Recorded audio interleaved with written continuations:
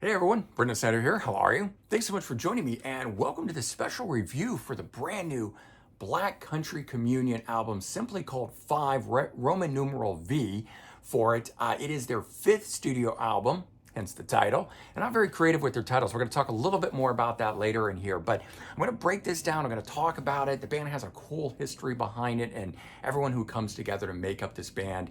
And I'll break it down, give you a review, full unboxing. But before we start, if you're new to my channel and you haven't already hit the subscribe button, please do. Leave a comment, hit like. All those things do help support my channel. I greatly appreciate it. And if you turn on notifications, you'll never miss an episode. And you're going to get to see cool things like this with this review for Black Country Communion number 5. So, as I said, kind of cool history behind them. I mean, there are a super group of guys that come together. Some people don't like that term, but I think in this case, it's really poignant or relevant to the band because these guys are all well known on their own and coming together. This band is definitely more than the sum of its parts, and to me, that's what really makes a super group when it's just famous guys that come together and it doesn't do anything. I don't think you can really use that name, but that's just me. But anyway, I'm going to call these guys a super group. We got Glenn Hughes on bass and vocals. He started off in trapeze. He goes to Deep Purple. He plays in Black Sabbath. He does Hughes Thrall Project, huge solo career, and he's done so many other things out there as well that when this came around here, I thought, man, this is going to be amazing hearing him play with some of these other great players. So we got Joe Bonamassa on guitar, who's absolutely amazing, whether in studio or live. This guy kills it.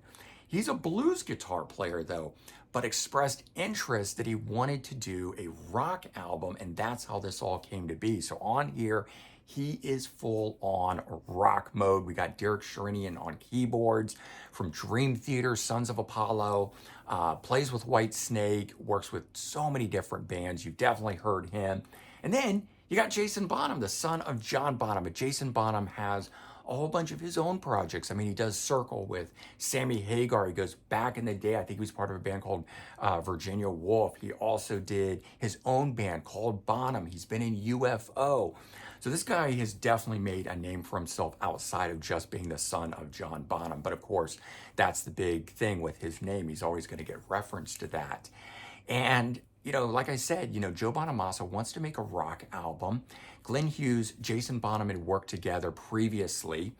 And so, they're coming together in this. They grab Derek, and it's just an outstanding group of guys that come together with this. Unfortunately, they're all so big and famous and other things that this is almost like a side project to their main gigs, but it's not a title I want to give it because the band is so good. So unfortunately, their releases have been kind of sporadic. They started off strong, released a debut in 2010, follow up a year later with album number 2, just simply called 2, 2011.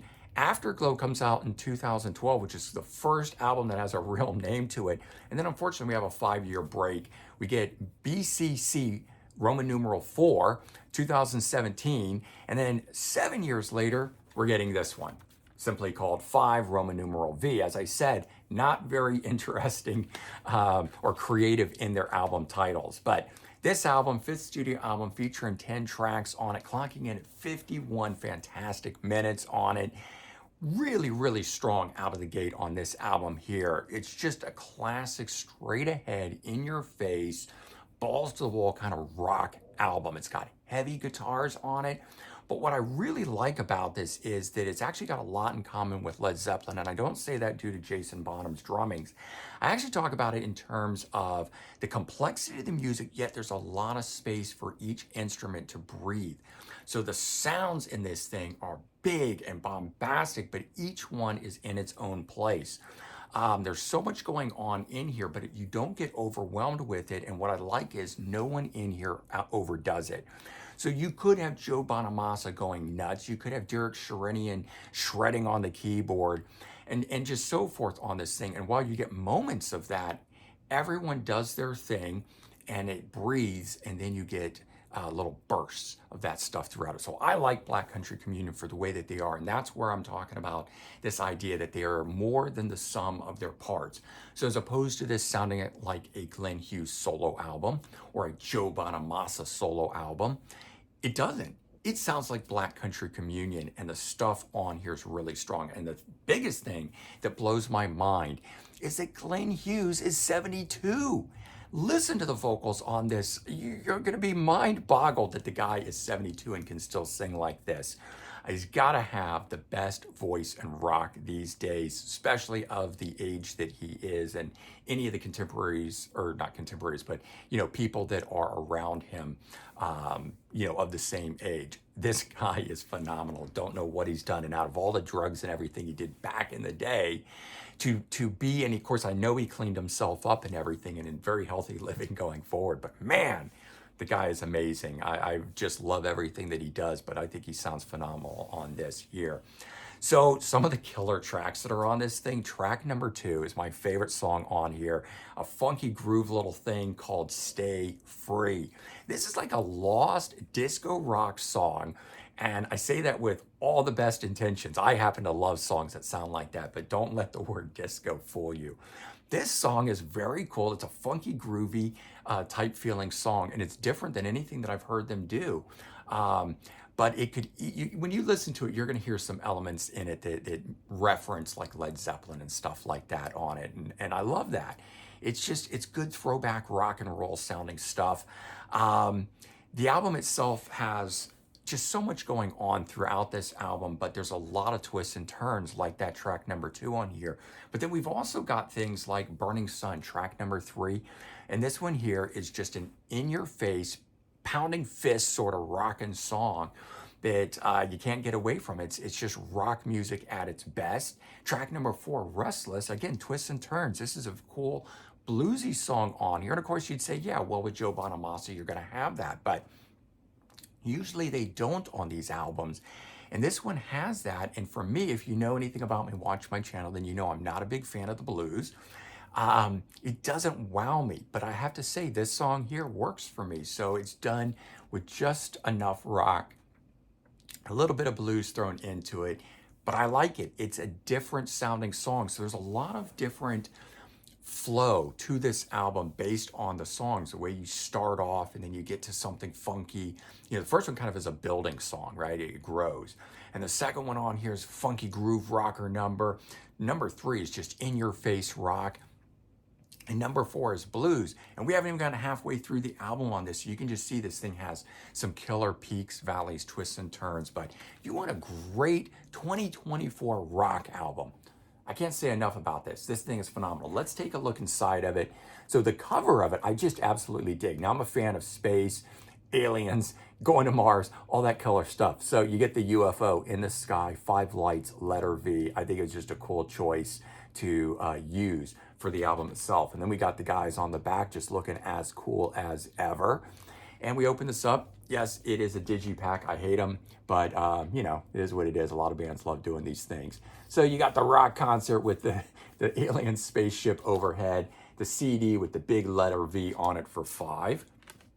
That's nice. And then even Killer 5 underneath. And I think that actually should have been the album cover. That's just very killer in and of itself. We got a booklet in here too, which I'll pull out. But I also got to say, if you haven't been able to tell, the cover is a matte finish, and then you get the earth, which is in a gloss finish, and the name. And it really is an interesting way that they chose to do this here. I just noticed that my hype sticker fell out of it. Some people love reading those things on here. There's our front cover again. Inside we get some killer art that's done inside here, all of the letter V, showing us cool things inside, but definitely making it interesting to look at all of the pages with the lyrics. I'm not a lyrics person, but I do like booklets that give me something to look at within it. And then we get band photos, which if you guys know and watch my channel, I complain all the time, there's not enough band photos in these things. So really glad to see them in here. I like the artists. I don't care if they're aging or what. I think it's cool, and I want to see those guys. I'm really glad that Black Country Communion put photos of themselves in and said, this is who we are, and this is what we look at, and we're not trying to be anything we're not, because we are just who we are.